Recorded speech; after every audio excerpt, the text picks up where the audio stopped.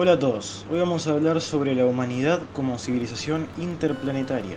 Es un tema que está muy presente en la ciencia ficción, en películas y series como Star Trek, donde se presenta una utopía espacial y cómo las especies de diferentes mundos interactúan entre sí. Naves ultra avanzadas que viajan a velocidad de la luz, bases y ciudades en otros planetas, una sociedad post-escasez donde la humanidad trabaja para el desarrollo tecnológico completo. En Star Wars, donde el imperialismo todavía gobierna el espacio y las condiciones económicas en la mayoría de los lugares son similares a la Tierra. Además, como el nombre lo implica, tienen guerras galácticas. O como en películas como Elysium, donde no colonizan otro planeta, sino crean una estación espacial gigante donde la gente puede vivir.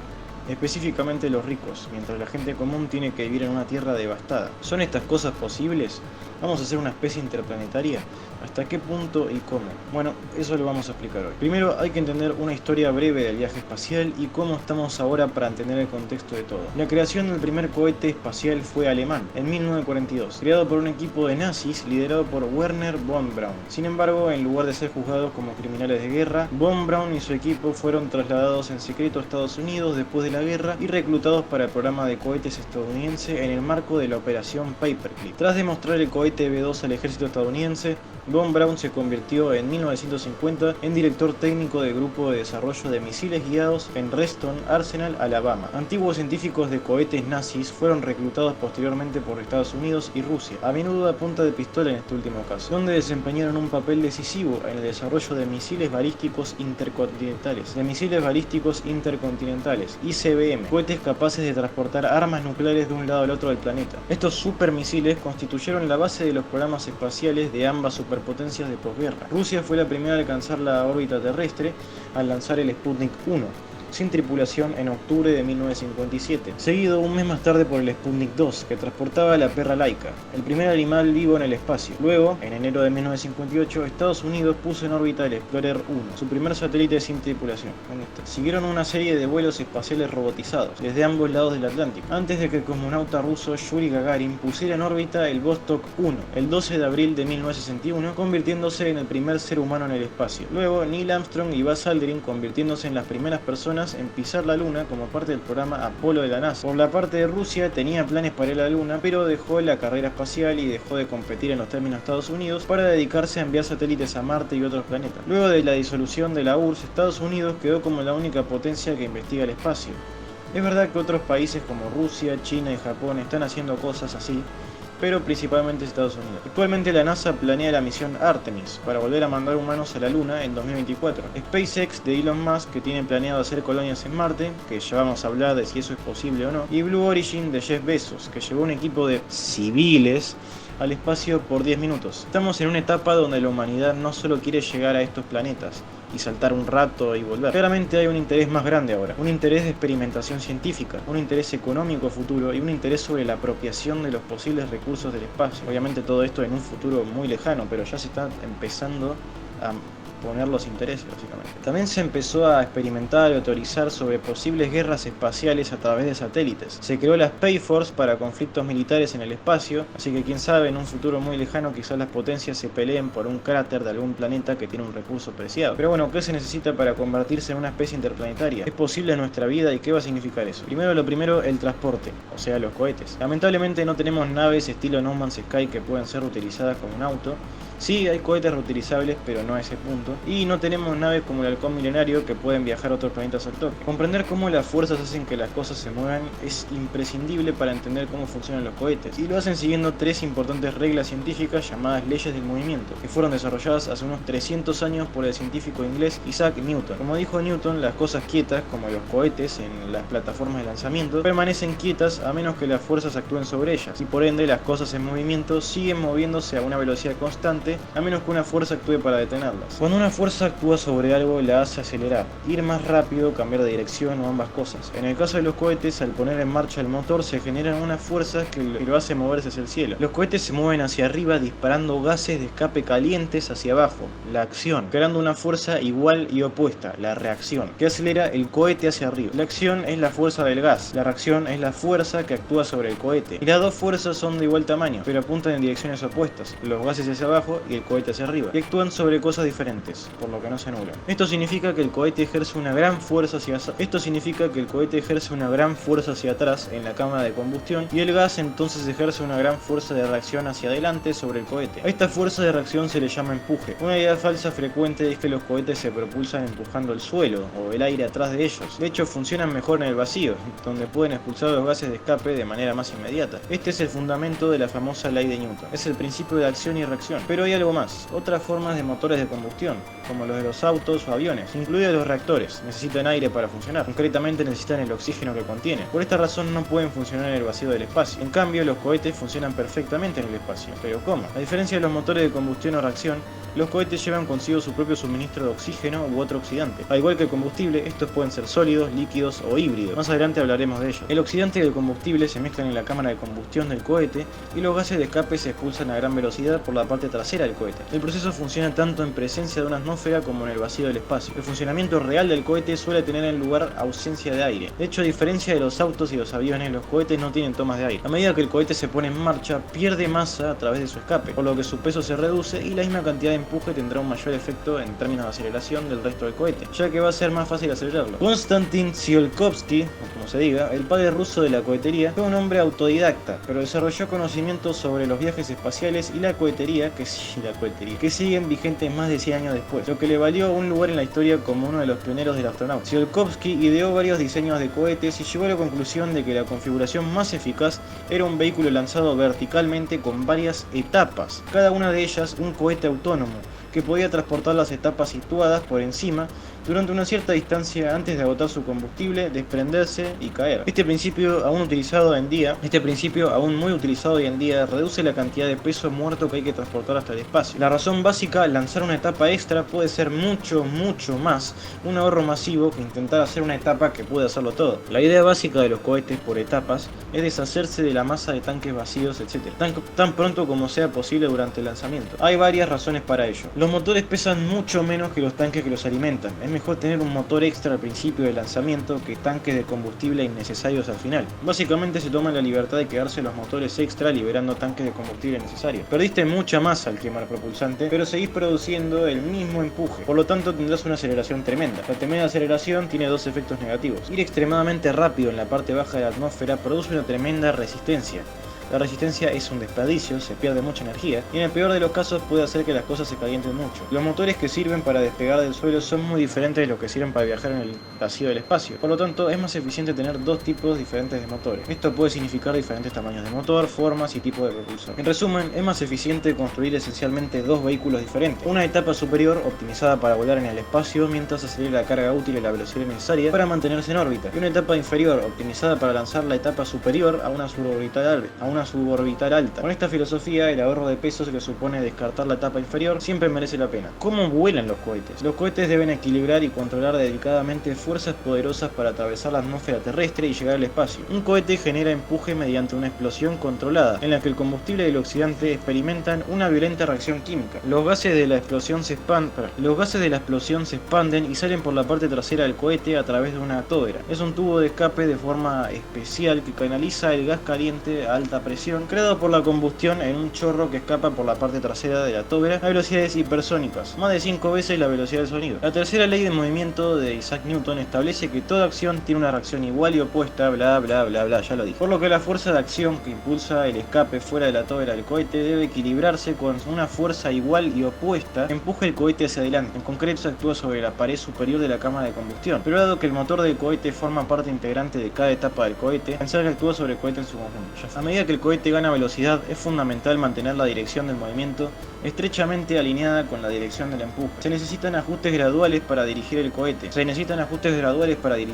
hacia una trayectoria orbital, pero un desajuste grave puede hacer que el cohete quede fuera de control. La mayoría de los cohetes, incluidos los de la serie Falcon y Titan y el cohete lunar Saturno V, se dirigen mediante motores de Cardan, montados de modo que todo el motor del cohete pueda pivotar y variar la dirección de su empuje de un momento a otro. Otras opciones de dirección incluyen el uso de palancas aletas externas son como una especie de, ¿cómo decirlo? Son unos pedazos de metal que básicamente dirigen al empuje a la dirección que tiene que ir. O sea, para los gases. Es una forma de desviar los gases desde afuera a medida que escapan del motor del cohete. Esto es más eficaz con cohetes de combustible sólido que carecen de un motor complejo y motores auxiliares, como pequeños cohetes propulsores montados en los laterales de la tapa del cohete. ¿Cómo funcionan los motores de un cohete? Existen dos categorías principales de motores de cohete: los cohetes líquidos y los cohetes sólidos. En un cohete líquido, los propulsores, el combustible y el oxidante se almacenan por separado como líquidos y se bombean a la cámara de combustión de la tóvera, donde se produce la combustión. En un cohete sólido, los propulsores se mezclan y se empaquetan en un cilindro sólido. En condiciones normales de temperatura, los propulsores no arden, pero lo hacen cuando se exponen a una fuente de calor proporcionada por un dispositivo de ignición. Una vez iniciada la combustión, esta continúa hasta que se agota todo el propulsante. Con un cohete líquido se puede detener el empuje cortando el flujo de propulsantes, pero con un cohete sólido hay que destruir la carcasa completa para detener el motor. Los cohetes líquidos suelen ser más pesados y complejos, debido a las bombas y los tanques de almacenamiento. Los propulsores se cargan en el cohete justo antes del lanzamiento. Un cohete sólido es mucho más fácil de manejar y puede estar parado durante años antes de disparar. Los cohetes sólidos relativamente sencillos se suelen utilizar como propulsores para proporcionar un empuje adicional en el lanzamiento. Siguen basándose en el mismo principio básico de encender un tubo que contiene una mezcla de combustible y oxidante. Una vez encendido, un cohete sólido seguirá ardiendo hasta que se agote su combustible, pero la velocidad a la que se quema el combustible y por lo tanto la cantidad de empuje puede controlarse modificando la cantidad de superficie expuesta a la ignición en diferentes momentos del vuelo del cohete. Para ello, la mezcla de combustible y oxidante se rellena con un hueco central a lo largo del cohete. Dependiendo del perfil de este hueco, que puede ser circular o en forma de estrella, por ejemplo, la cantidad de superficie expuesta cambiará durante el vuelo. Los cohetes de combustible líquido proporcionan menos empuje bruto, pero pueden controlarse, lo que le permite a los astronautas regular la velocidad de un cohete e incluso cerrar y abrir las válvulas de propulsor para apagar y encender el cohete. Algunos ejemplos de combustible líquido son el oxígeno líquido, el hidrógeno líquido o otros, como la hidracina. Los propulsores gaseosos se utilizan ocasionalmente en algunas aplicaciones, pero son poco prácticos para los viajes espaciales. Los propulsores de gel han interesado a algunos físicos debido a su baja presión de vapor en comparación de los propulsores líquidos. Esto reduce el riesgo de explosión. Los propulsores de gel se comportan como un propulsor sólido cuando se almacenan y como un propulsor líquido cuando se utilizan. Oh por Dios, un fluido de telaraña inverso. Viajes interplanetarios. Los cohetes son una clave para explorar nuestro sistema solar, pero ¿cómo pasan de la órbita al espacio profundo? La primera etapa de cualquier vuelo espacial consiste en el lanzamiento desde la superficie de la Tierra a una órbita relativamente baja, a unos 200 kilómetros de altura, por encima de la mayor parte de la atmósfera. Aquí la gravedad es casi tan fuerte como en la superficie, pero la fricción de la atmósfera superior de la Tierra es muy baja, por lo que si la etapa superior del cohete se mueve lo suficientemente rápido, puede mantener una trayectoria estable, circular o elíptica, en la que la atracción de la gravedad y la tendencia natural del vehículo a volar en línea recta se anulan mutuamente. Aunque se han utilizado diferentes combustibles y los motores de cohetes actuales son más sofisticados que sus predecesores, los conceptos básicos son básicamente los mismos. Aún así, los métodos de energía de propulsión actuales no son suficientes para explorar el sistema solar, o por lo menos son muy imprácticos. Es verdad que los cohetes con propulsión química nos llevaron lejos, pero llevamos utilizando el mismo sistema desde su invención, cuando hay alternativas como propulsión de plasma y energía nuclear. La propulsión actual de los cohetes nos deja en Marte en 9 meses, un viaje muy estresante y difícil, que podría causar problemas psicológicos en los astronautas e incluso problemas físicos, porque se demostró que la gravedad baja causa deterioramiento de los huesos, pérdida de peso y náuseas. Si los astronautas quieren explorar algo más allá de la Luna y quizá Marte, tendrán que ir muy rápido. En un viaje a Marte, los astronautas estarían expuestos a niveles muy altos de radiación que pueden causar graves problemas de salud a largo plazo, como cáncer y esterilidad. El blindaje contra la radiación puede ayudar, pero es extremadamente pesado y cuanto más larga sea la misión, más blindaje se va a necesitar. Una mejor manera de reducir la exposición de la radiación es simplemente llegar más rápido a su destino. Además de que es mejor ir rápido, porque de esa forma puedes obtener resultados más rápidos. Por ejemplo, el Voyager 2 tardó 12 años en llegar a Neptuno, donde tomó fotos increíbles. Si la Voyager 2 hubiera tenido otro tipo de sistema de propulsión, iba a llegar más temprano. ¿De qué debería ser capaz el motor de una futura nave espacial? Sin duda, uno de los principales objetivos sería permitir que las naves espaciales viajaran por el sistema solar a mayor velocidad que ahora. Bueno, primero se necesita una forma de propulsión más eficiente, ya que como dije, la propulsión química es útil para salir del espacio, pero no te va a llevar muy lejos que digamos, o por lo menos no rápidamente. Una posible forma de cambiar esta situación sería el cohete de magnetoplasma de impulso específico variable, sí, así se llama, o VASIMIR. El VASIMIR no solo permitiría viajar más rápido por el espacio, sino que también tendrá algunas ventajas secundarias increíbles. Por ejemplo, los investigadores de la NASA creen que el Vazimir sería capaz de viajar a Marte mucho más rápido que un cohete actual de propulsión química, y una vez allí, repostar en Marte para el vuelo de regreso a la Tierra. El motor Vazimir podría incluso ayudar a proteger a los astronautas de los peligrosos efectos de la radiación durante su viaje. En un futuro menos lejano, Vazimir podría incluso ayudar a mantener en órbita la Estación Espacial Internacional, sin necesidad de traer combustible extra de la Tierra. Es probablemente lo más cercano a las naves de ficción y lo más cercano a los propulsores de Iron. Vazimir es un sistema de propulsión basado en plasma. Se utiliza una fuente de energía eléctrica para ionizar el combustible y convertirlo en plasma. Los campos eléctricos aceleran el plasma, mientras que los campos magnéticos dirigen el plasma en la dirección adecuada a medida que es expulsado del motor, creando empuje para la nave espacial. Es algo como una railgun donde se utilizan una especie de bobinas que aceleran el plasma a través de su campo magnético, que a la vez estas bobinas calientan el gas y algún tipo de forma de ignición como un supercapacitor ioniza el gas haciéndolo plasma. Este era el principio que iba a usar para la coilgun de plasma que iba a ser pero luego me di cuenta que no podría funcionar en el aire y probablemente eso termine siendo un pedo plasmático volador. Bueno, en realidad sí que podría funcionar en el aire, pero requeriría un microondas que es enorme y un láser que sirva como una especie de puente en el aire para que el plasma se pueda mover.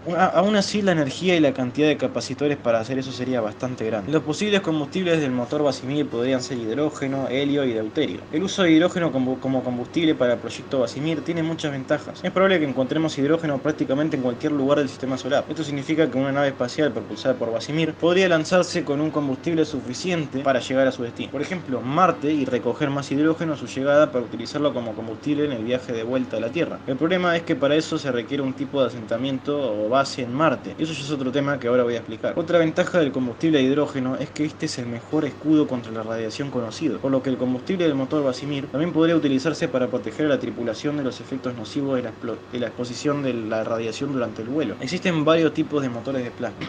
Los propulsores HAL son uno de los dos tipos de motores de plasma que actualmente se utilizan con regularidad en el espacio. En este dispositivo, los campos eléctricos y magnéticos se establecen de forma perpendicular en la cámara. Cuando se envía electricidad a través de estos campos en duelo, los electrones comienzan a zumbar en círculos a gran velocidad. Al introducir el gas propulsor en el dispositivo, los electrones a alta velocidad desprenden electrones de los átomos del dispositivo. No, de los átomos del gas, creando un plasma formado por los electrones libres, con cargas negativas, y los átomos ahora cargados positivamente iones del propulsor. Estos iones salen disparados por la parte trasera del motor y crean el empuje necesario para impulsar el cohete hacia adelante. Aunque los dos procesos de ionización y aceleración de los iones ocurren por etapas, en este motor tienen lugar en el mismo espacio. Los propulsores HAL pueden generar una cantidad significativa de empuje para la potencia de entrada utilizada, por lo que pueden ir increíblemente rápido. Sin embargo, su consumo de combustible es limitado. Cuando la NASA busca un motor que consuma menos combustible, recurre a los motores iónicos de rejilla. En este dispositivo de uso común, los campos eléctricos y magnéticos se sitúan a lo largo de las paredes de la cámara del motor. Cuando se aplica energía eléctrica, los electrones de alta energía oscilan en y a lo largo de los campos magnéticos cercanos a las paredes, de forma similar al propulsor HAL. Los electrones son capaces de ionizar el gas propulsor en un plasma. Para dar el siguiente paso de creación de empuje, se colocan rejillas eléctricas en el extremo de la cámara con el fin de acelerar los iones hacia el exterior. En este motor, la ionización y la aceleración se producen en dos espacios diferentes. Aunque el motor de iones de rejilla consume menos combustible que un propulsor HAL, el inconveniente es que no puede generar tanto empuje por unidad de superficie. Dependiendo del tipo de trabajo que quieran realizar, los científicos e ingenieros aeroespaciales eligen qué motor se adapta mejor a la misión. Por último, como ya mencioné, Vazimir, en este aparato los iones se crean mediante ondas de radio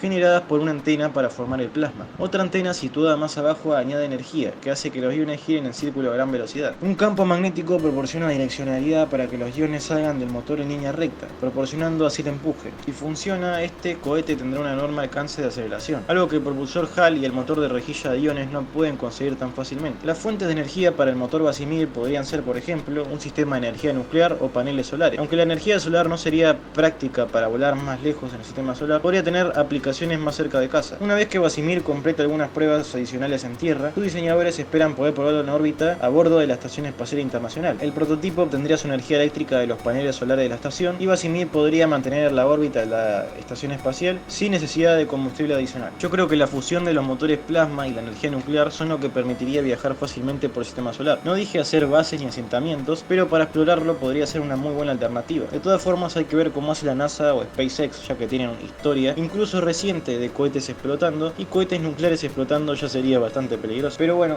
es algo que puede solucionar, la verdad. Probablemente no ahora, pero en un par de décadas quizás. Una de las razones por la que los cohetes de propulsión nuclear son prometedores es porque ofrecen una densidad energética increíble. El combustible de uranio utilizado en los reactores nucleares tiene una densidad energética de 4 millones de veces superior superior a la de la hidracina, el propulsor químico que ya mencioné que se usa en los cohetes. Es mucho más fácil transportar una pequeña cantidad de uranio al espacio que cientos de miles de litros de combustible. Los ingenieros han diseñado dos tipos principales de sistemas nucleares para los viajes espaciales: la propulsión térmica nuclear, que son sistemas muy potentes y moderadamente eficaces. Utilizan un pequeño reactor nuclear de fisión para calentar un gas como el hidrógeno, y ese gas se acelera en continuación a través de una tóvera de cohete para proporcionar empuje. Los científicos e ingenieros de la NASA calculan que una misión a Marte impulsada por propulsión térmica nuclear sería entre un 20% y un 25% más corta que un viaje cohete de propulsión química. Los sistemas de propulsión térmica nuclear son más del doble de eficaces que los sistemas de propulsión química, lo que significa que generan el doble de empuje con la misma cantidad de masa propulsora y pueden proporcionar 100.000 newtons de empuje. Esta fuerza es suficiente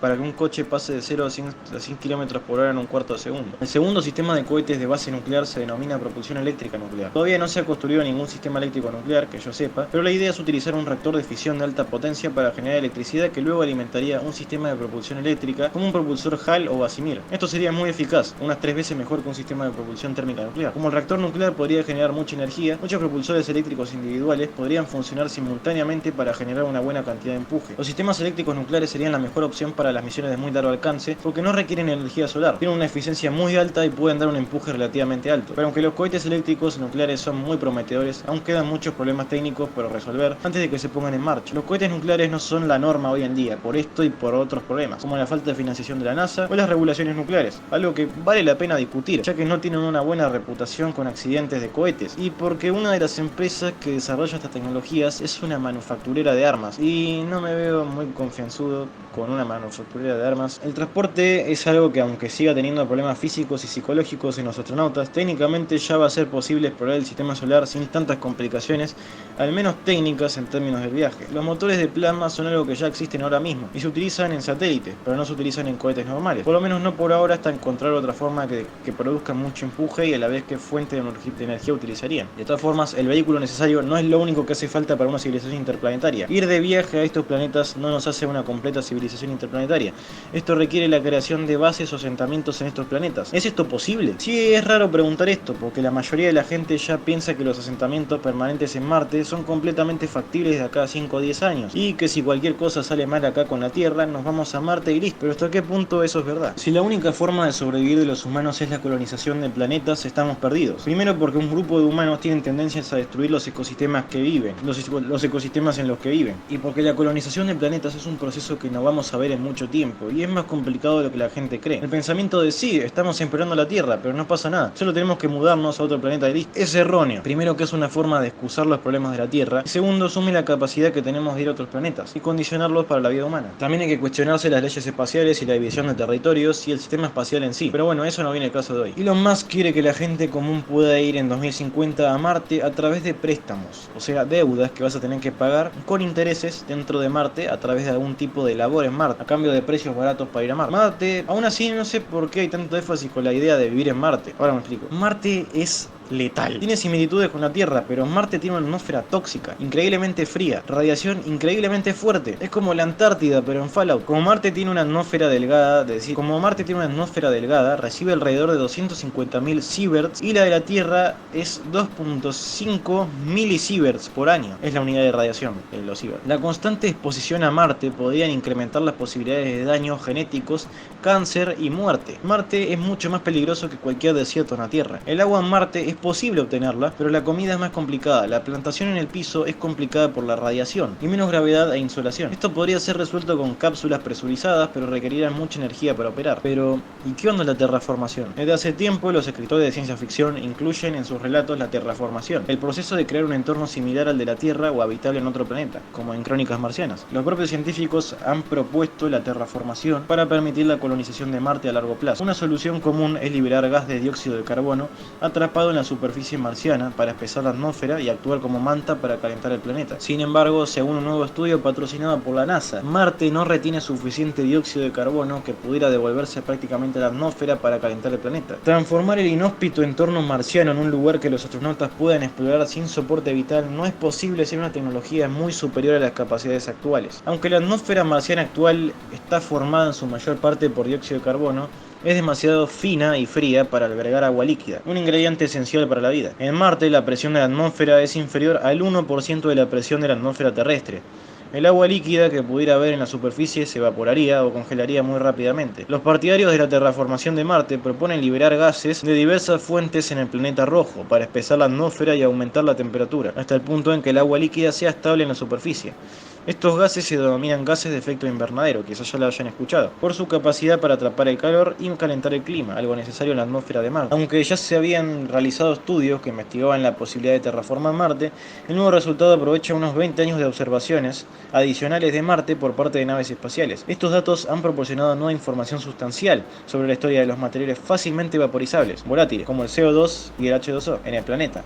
La abundancia de volátiles encerrados en y bajo la superficie y la pérdida de gas de la atmósfera del espacio. Los investigadores analizaron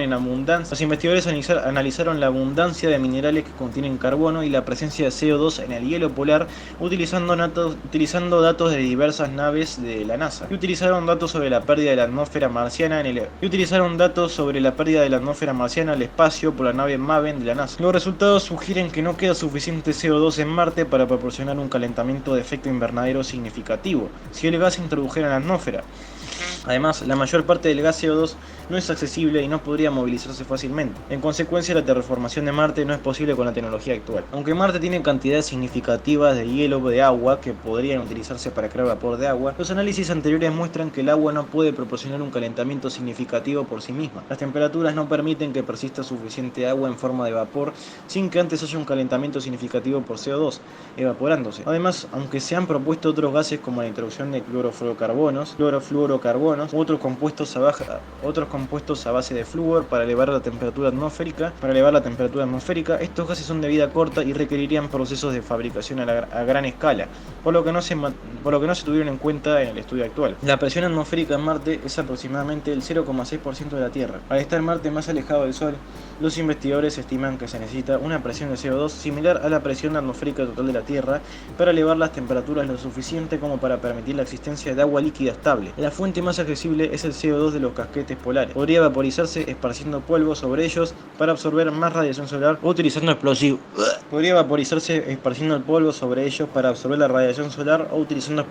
Sin embargo, vaporizar los casquetes polares solo aportaría CO2 suficiente para duplicar la presión marciana hasta el 1,2% de la terrestre, según el nuevo análisis. También habrían otras fuentes de CO2 como las partículas de polvo o los minerales carboníferos enterrados a gran profundidad de la corteza marciana, pero ninguno de los dos termina siendo suficiente para imitar las condiciones de la Tierra, ni siquiera un poco. Aunque en la actualidad la superficie de Marte es inhóspita para las formas de vida conocidas, los rasgos que se asemejan a los cauces secos de los ríos y los depósitos minerales que solo se forman en presencia de agua líquida proporcionan pruebas de que en un pasado lejano el clima marciano permitía la existencia de agua líquida en la superficie, pero la radiación solar y el viento solar pueden eliminar tanto el vapor de agua como el CO2 de la atmósfera marciana. La mayor parte de la antigua atmósfera de Marte, potencialmente habitable, se ha perdido en el espacio, arrastrada por el viento solar y la radiación. Por supuesto, una vez que esto ocurre, el agua y el CO2 desaparecen para siempre, incluso si esta pérdida se impidiera de alguna manera, permitiendo que la atmósfera se acumulara lentamente a partir de la desgasificación. La desgasificación actual es extremadamente baja, se necesitarían unos 10 millones de años solo para duplicar la atmósfera actual de Marte, según el equipo. Otra idea es bombardear la atmósfera con cometas y asteroides para que impacten contra Marte. Sin embargo, se reveló que se necesitarían miles de estos asteroides y cometas, lo cual sería muy impráctico. Así que sí, en conjunto los resultados dicen que la terraformación de Marte no puede llevarse a cabo con la tecnología actualmente disponible. Cualquier esfuerzo de este tipo tendrá que ser muy lejano en el tiempo. Olvidé mencionar que Marte no tiene campo magnético. El campo magnético de la Tierra desvía mucha radiación y partículas de alta energía. Marte no ofrece esas protecciones. Y no podemos crear artificialmente un campo magnético para rodear un planeta. Lo más probable es que durante mucho tiempo cualquier colonia en Marte viva en cúpulas aisladas presurizadas o en tubos presurizados bajo tierra. Y van a ser solo para experimentación o cosas así. Definitivamente necesitarás un traje ambiental cuando salgas al exterior. Las razones que hay para colonizar Marte son investigar el espacio para conseguir más información del planeta, o buscar vida, buscar más recursos, algo que no estoy completamente de acuerdo, ya que el planeta no es que tiene un problema de recursos, o sea, el planeta Tierra, por lo menos por ahora. Lo que tiene es un problema de manejo de esto, pero sí estoy de acuerdo con la razón de exploración y de conocimiento científico. Tampoco hay muchos beneficios económicos en buscar recursos en el espacio, ya que estos lugares son muy peligrosos y muy costosos. Aunque en un futuro lejano quizás esto suceda en asteroides, ya que pueden llegar a tener recursos preciados, si es que la tecnología avanza lo suficiente para poder permitirse eso. Colonizar y terraformar Marte por razones de escapismo es un poco tonto, ya que podríamos estar mejorando las condiciones acá, terraformando los desiertos, colonizando los mares, cambiando la forma en que utilizamos los recursos y la energía que utilizamos. Marte sigue siendo el planeta del sistema solar, además de la Tierra, más habitable entre comillas. Probablemente la Luna sea un mejor lugar para establecer bases que Marte. Aún así creo que podrían establecerse bases en Marte para hacer experimentos, así como en la Luna. Pero no creo que por un largo tiempo se establezcan asentamientos permanentes por todos los problemas que mencioné, que pueden causar la salud humana siendo el territorio inhabitable. Aunque la Luna no posee problemas de radiación, sí posee problemas de gravedad. Si los humanos se quedan en la Luna por un periodo largo de tiempo, podrían sufrir problemas en los huesos, podrían dejar de ser fértiles y posibles problemas genéticos. La Luna podría utilizarse como una base para minar recursos o experimentar. Ahora el problema es quién tiene derecho a tomar la Luna, ya que hay un tratado espacial de 1967 donde el artículo 2 dice que fuera del espacio, incluido la Luna y otros cuerpos celestiales, no pueden ser apropiados por naciones, por soberanía, ocupación o por cualquier otro medio. Así que hay que ver si es que las potencias se pasan este tratado por el culo o no. Yo creo que sí, porque ya lo hicieron antes con incontables otros tratados. De hecho, ahora no, pero en un largo tiempo no me extrañaría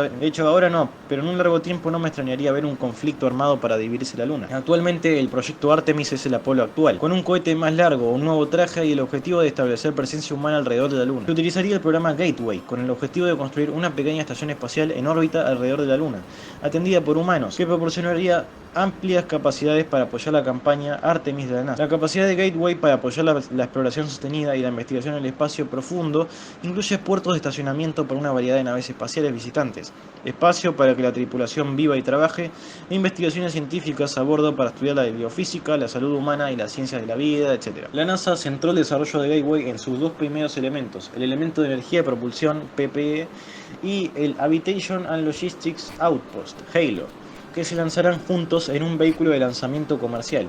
HALO, sí, así se llama, es épico el nombre, es el lugar donde los astronautas van a vivir y llevarán a cabo investigaciones durante su visita a Gateway. Los hábitats presurizados proporcionarán sistemas de mando y control para el puesto de avanzada lunar y puertos de acoplamiento para las naves espaciales visitantes. Gateway proporcionará opciones únicas para la ciencia de la Tierra, la geofísica, las ciencias lunares y planetarias, la astrofísica y las investigaciones de física que no son posibles desde la Tierra. Sí, los humanos durante este siglo vamos a ser capaces de explorar el sistema solar, pero no de hacer asentamientos permanentes, sí bases temporales para hacer experimentos, ni de lejos terraformar el planeta, lo cual ya es imposible con la tecnología actual y no se sabe cuándo es que se puede hacer, si es que se puede hacer. La colonización de estos planetas o territorios para conseguir recursos es posible en un futuro lejano. Un conflicto armado puede suceder para dividirse la Luna, por ejemplo. Pero bueno, el futuro de la humanidad como civilización interplanetaria no se ve tanto como la ciencia ficción. Sí vamos a poder viajar a otros planetas, pero no vivir en ellos. No hasta poder resolver los problemas atmosféricos, de temperatura, de radiación, de campo magnético, de gravedad, etc. Yo creo que en el futuro de la civilización no va a ser tan parecida a ninguno de los ejemplos que mencioné. Estamos lejos de una utopía espacial, estamos lejos de una sociedad interplanetaria e intergaláctica como Star Wars, y aunque es probable que hayan asentamientos espaciales para los ricos en un futuro, no creo que sea más que turismo espacial o algo parecido. Así que bueno, eso fue todo por hoy, espero les haya gustado, nos vemos.